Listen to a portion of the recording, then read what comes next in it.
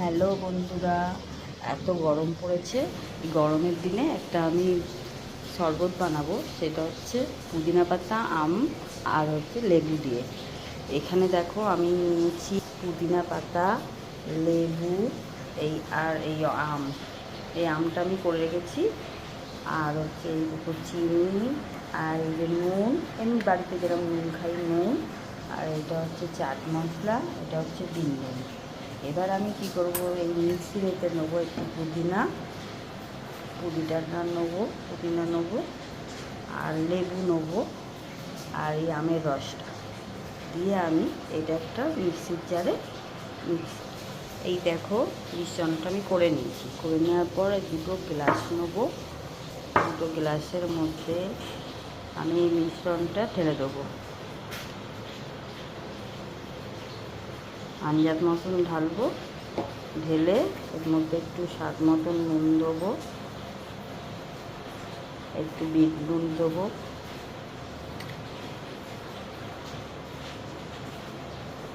আর চিনি দেবো।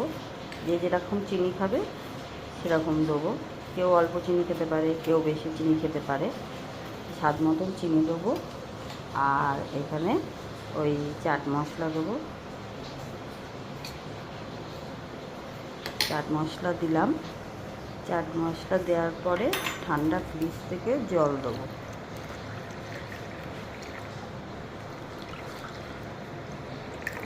জলটা দেওয়ার পরে একটু গুলিয়ে দেবো ভালো করে।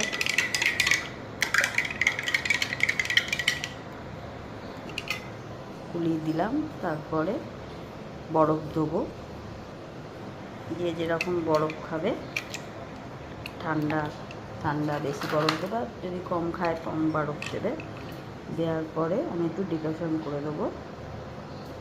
দেখো একটা লেবু কেটে রেখে দিয়েছি, এই ডেকোরেশনটা করে দেবো একটু। আর এই পুদিনা পাতা একটু তার সাথে দিয়ে দিলাম।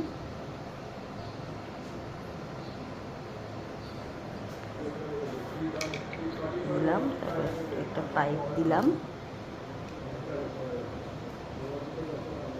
এই গরমে এইটা খেলে খুব শরীরটাও ঠান্ডা থাকে আর খুব ভালো থাকে। এই আমার পুদিনা পাতা, আম আর হচ্ছে লেবু দিয়ে শরবত খেয়ে দেখি, খেয়ে দেখবেন, খুব সুন্দর লাগবে। ভালো লাগলে লাইক সাবস্ক্রাইব করে দেবেন। বাই।